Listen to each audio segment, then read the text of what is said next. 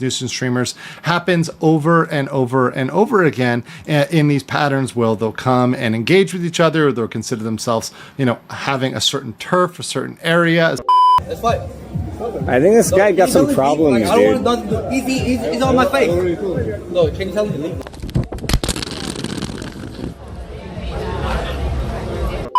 We got a big update on another Nuisance streamer, and this is good news for everyone who hates Nuisance streamers. This guy named Baby Haze just got knocked out in Japan. Yes, the ally and the guy who supported Ice Poseidon, another Nuisance streamer in Japan, to do his Nuisance streaming, just got KO'd in Japan. In this video, I'm also going to reveal how Nuisance streamers are getting kicked out and facing instant regret for messing with Japanese people.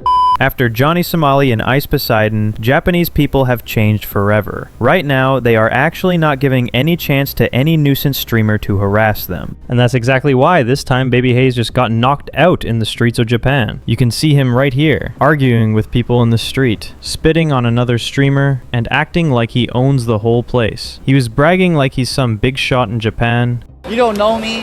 Why do you want my kick account? To watch when I'm at home. To watch me when I'm your home?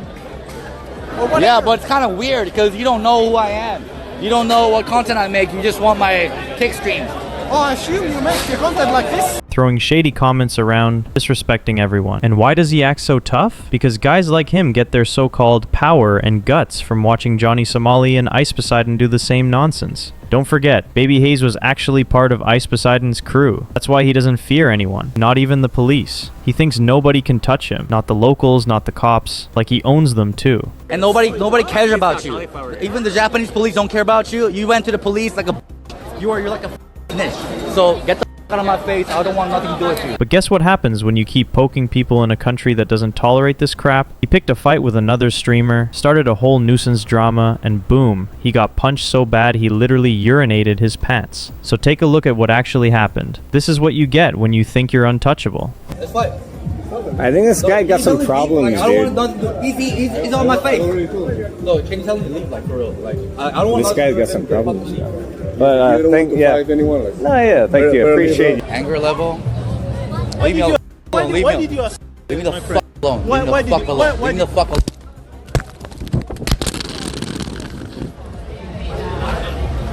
So as you just saw, Baby Haze got into it with another Nuisance streamer, and that's exactly why he got punched right there in public. The funny part, an older man was seen running away from the scene with a phone and some streamer gear, probably trying to get as far away as possible from that mess. And later it was confirmed, Baby Haze actually wet his pants right there. That's how badly he got humbled for his shady behavior.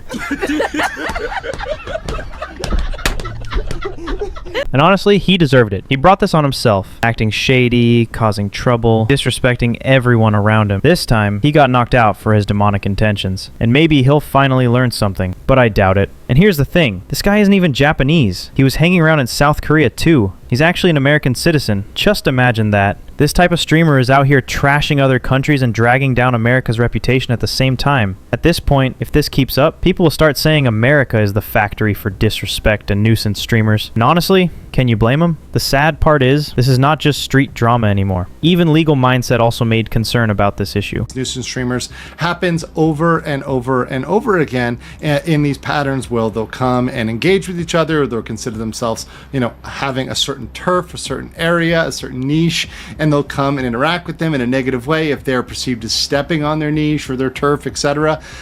This stuff is happening time and time again, and many of these folks here, well, they're not long-term residents of these countries. A big confusion, and this is something that is a wild confusion, is that these people live in Japan, or these people are long-time residents of Japan.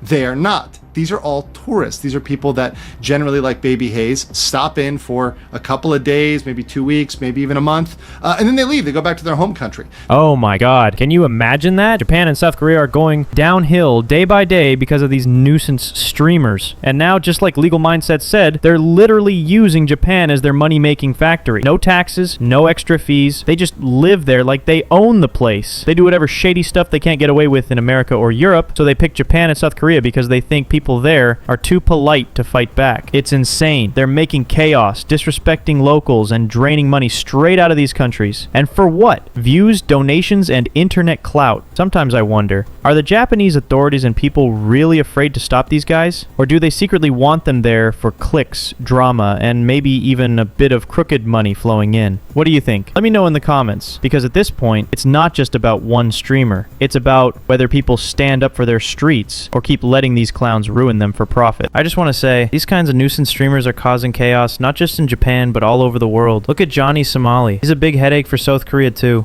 He's not even in jail yet, and he's still making trouble there because the Korean authorities are taking their sweet time to punish him. I think this is a well-deserved knockout punch because these people think that harassing people is some kind of content. They also know that harassing people can make controversy, create drama, and make you go viral instantly. From that instant viral moment, what they do is make enough cash, build enough business out of it, and turn that moment into a huge money-making deal. So Johnny Somali unfortunately didn't make the deal, but Ice Poseidon did. He made millions of dollars in Japan harassing and doing his nuisance streaming with his whole team. And this is not my word. Ice Poseidon himself said that he made millions of dollars in Japan by harassing people. Get out of your country. Yeah, I made millions of dollars in your country. I made millions of dollars in your country. And not only that, a recent documentary just exposed how Johnny Somali and Ice Poseidon have been causing chaos in South Korea and Japan for views and money. In that documentary, Ice Poseidon basically admitted that he doesn't care about anything or anyone as long as he's making a lot of money. He literally said that's why he keeps doing this shady stuff, harassing people, disrespecting locals, all for some quick cash and internet clout. But I'm doing it, you know, for a greater cause, which is, you know, money. I'm doing this 100 days for money, because I like money.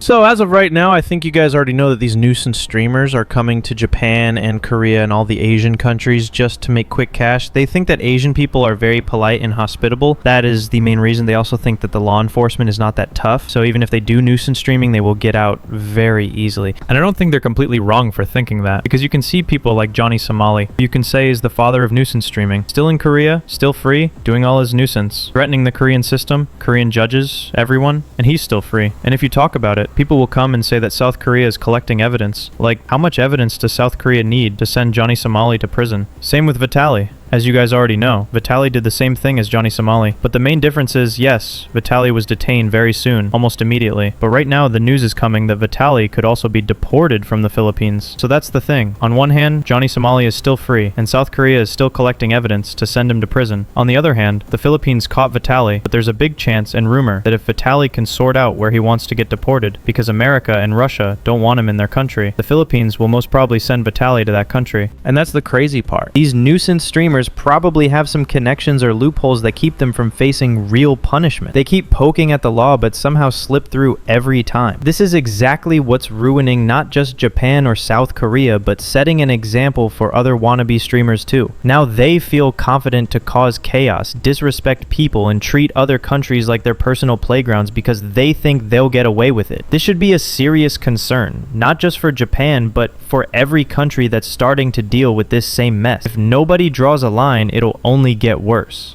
And even before this, a Japanese streamer had already called out how fed up Japanese people and the authorities are getting. Day by day, they're losing patience with these nuisance clout chasers who come to their country just to disrespect locals and stir up drama for cheap views. People in Japan, and honestly everywhere, just want to be free from this nonsense. Nobody wants their streets turned into a playground for these so-called content creators who think acting trashy equals entertainment. The current administration not only wants to yeet illegal foreign IRLs.